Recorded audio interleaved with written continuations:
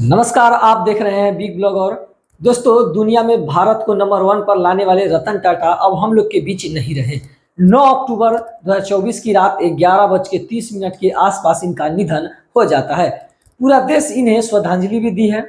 दोस्तों, बता दें, रतन टाटा भारत की ही नहीं, पूरी दुनिया को एक संदेश दे गए कि जो आप कर सकते हैं वो करो। बोलने वाले बोलते बोलते एक दिन आपके समर्थन करने लगेंगे। दोस्तों, रतन टाटा एक ऐसे व्यक्ति हैं जिन्हें देश के साथ विदेश में भी लोग भगवान के तरह देखते हैं, क्योंकि इनका कोई दुश्मन नहीं था। इनसे नफरत करने वाले की दोस्तों बता दें, इनसे नफरत करने वाले भी समय के साथ प्रेम करने लगते थे। दोस्तों, आज रतन टाटा के दोस्ती और प्यार के बीच आने वाले व्यक्ति और परिवार की बात करेंगे। इन्होंने शादी न करने के वजह क्या है, इनके शादी न करने की कारण क्या है, और टाटा को किसने प्रेरित किया नया जीवन को आगे लाने के लिए। रतन टाटा का परिवार में कितने लोग थे, रतन टाटा और नायडू के बीच क्या संबंध था, क्या है रतन टाटा और नायडू की कहानी। दोस्तों, रतन टाटा ने कितने तकलीफों का सामना किए यहाँ तक आने में, और सबसे महत्वपूर्ण बात, रतन टाटा शादी क्यों नहीं की, रतन टाटा को जानवरों से लगाव इतना क्यों था, गोवा कौन था जो रतन टाटा की कहानियों में अक्सर सुनने को मिलता है, क्या है टाटा और गोवा की कहानी, आज के इस वीडियो में मैं आपको बताने वाला हूं। तो चलिए वीडियो को स्टार्ट करते हैं। तो बात करते हैं रतन टाटा का। सबसे पहले इनका जीवन का, तो इनका जन्म मुंबई यानी कहे तो बम्बई, पुराना बात कहे तो बम्बई, नए में कहे तो मुंबई, यानी इनको जो है जन्म मुंबई में हुआ था। और इनके परिवार एक रिच परिवार था। चाहते तो रतन टाटा ऐशो आराम से जिंदगी जो है ऐश मौज में जी सकते थे, लेकिन कहा जाता है ना, शिक्षा वह शेरनी का दूध है, जो पिया है वो दहाड़ा है। उसी प्रकार रतन टाटा बचपन में, रतन टाटा और जिम्मी टाटा एक साथ स्कूल जाया करते थे और जिम्मी टाटा से ज्यादा मेहनत करते थे।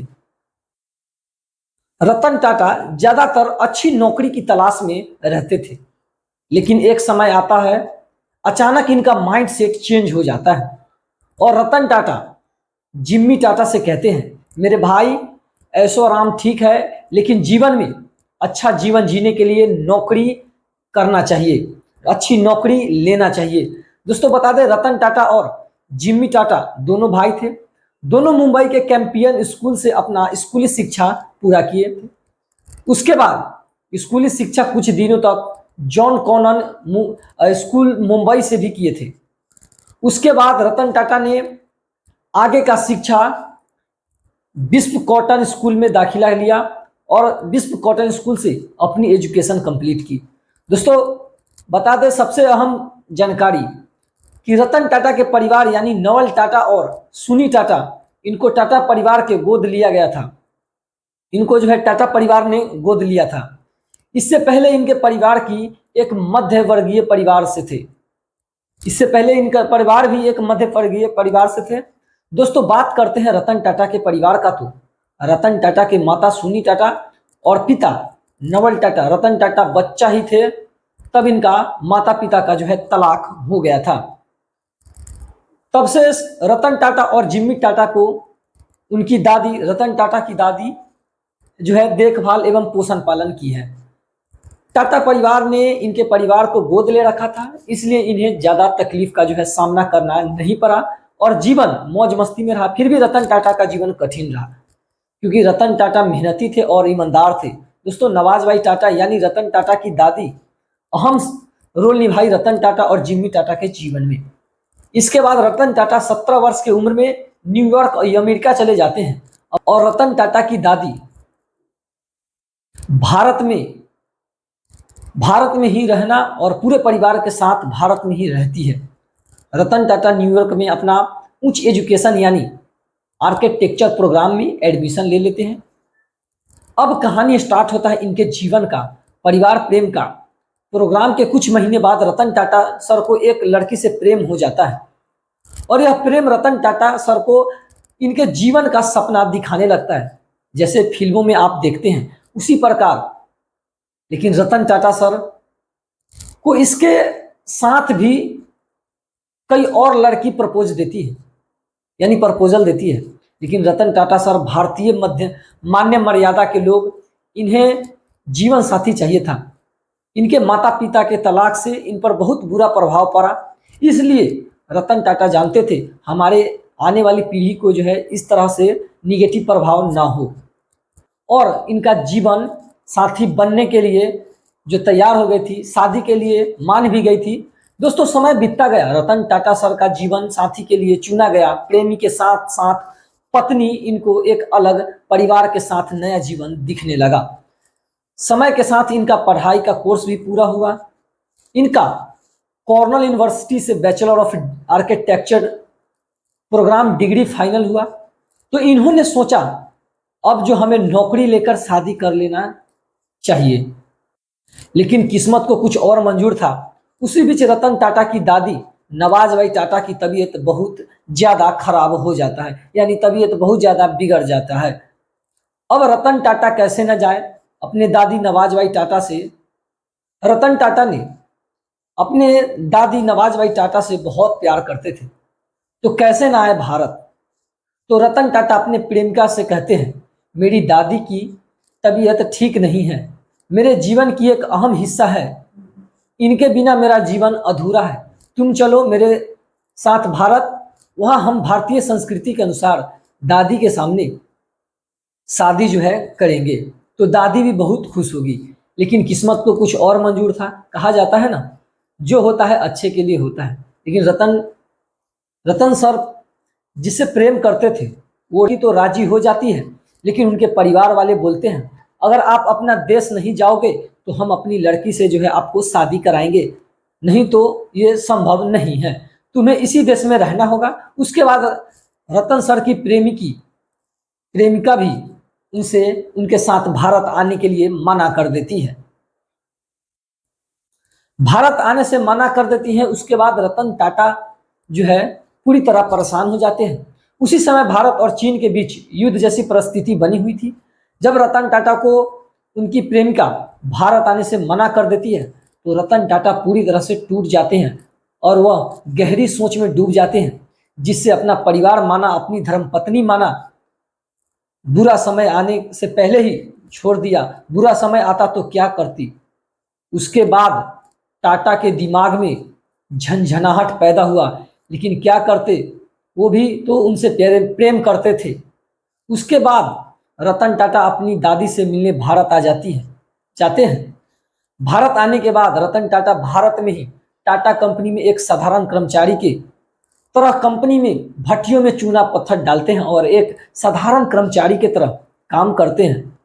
हॉस्टल में रहना और खुद से कपड़ा साफ करना, खुद से खाना, लाइन में लगकर खाना खाना और खुद से कपड़ा धोना, इसी प्रकार से एक नॉर्मल इंसान बन गए थे।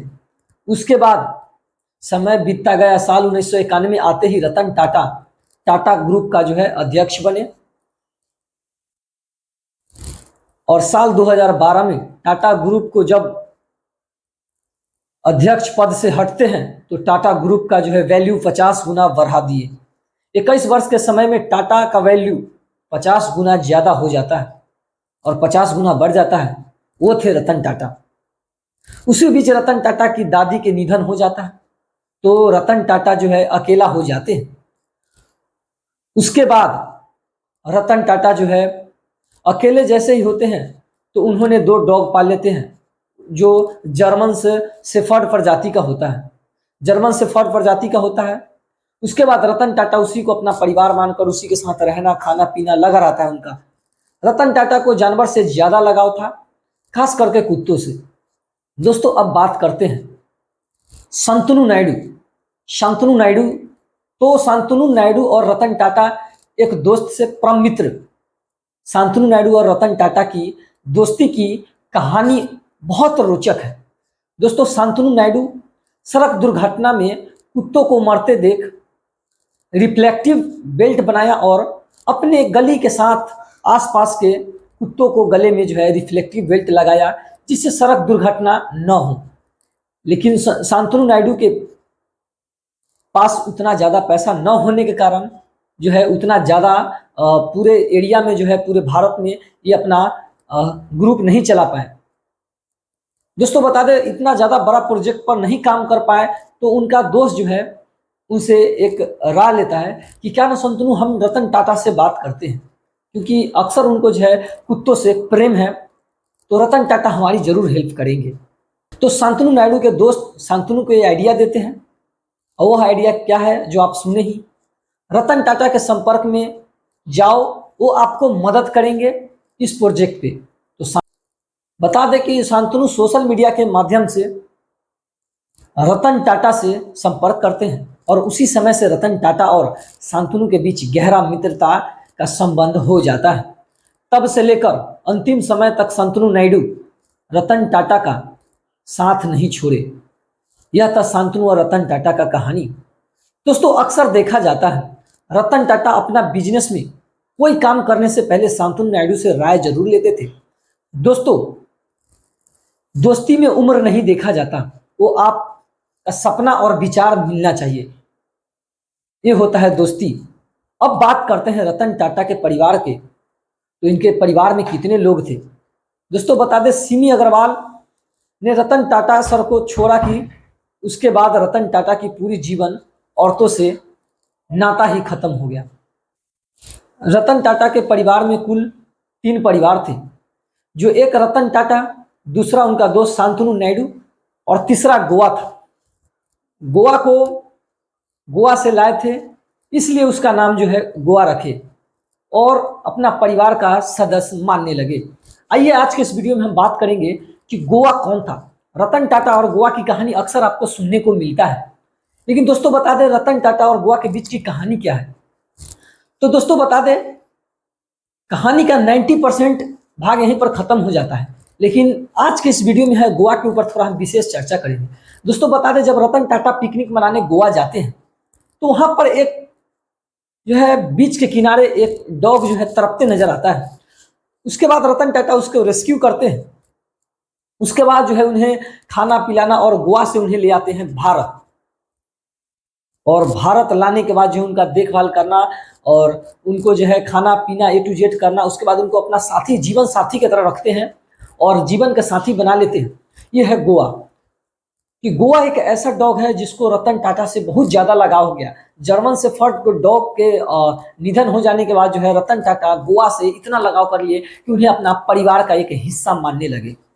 दोस्तों आपको कहानी का 90% हिस्सा सुना दिया हूँ, और लेकिन अब बचा है 10%। अब इसमें रतन टाटा शादी क्यों नहीं किए, पूरी दुनिया जानना चाहता है कि इनका शादी क्यों नहीं किए, इनका शादी न करने का क्या रीज़न है। तो दोस्तों बता दें रतन टाटा भारत आते ही अपनी दादी की तबीयत ठीक न होने पर उसी समय सिमी अग्रवाल रतन टाटा की प्रेमिका USA में शादी कर लेती है। जब रतन टाटा की दादी का जो तबीयत ठीक नहीं होता, उनकी जो है दादी हॉस्पिटल में भर्ती होते हैं, रतन टाटा भारत आते हैं। उसके बाद जो है सिमी अग्रवाल इनको मना कर देता है कि हम भारत नहीं जाएंगे, और सिमी अग्रवाल जो है USA में शादी कर लेती है। तब से रतन टाटा शादी से दूरी बना लेते हैं। उसके बाद पूरा जीवन भारत और भारत माँ के लोगों के लिए अपना धन मन सब दे देते हैं। यही है महान रतन टाटा की कहानी। कहानी अच्छा लगे तो वीडियो को शेयर जरूर करें, और मैं आपका भाई विराट विशाल यादव फिर मिलेंगे रतन टाटा की एक और रोचक कहानी लेकर अगले वीडियो में।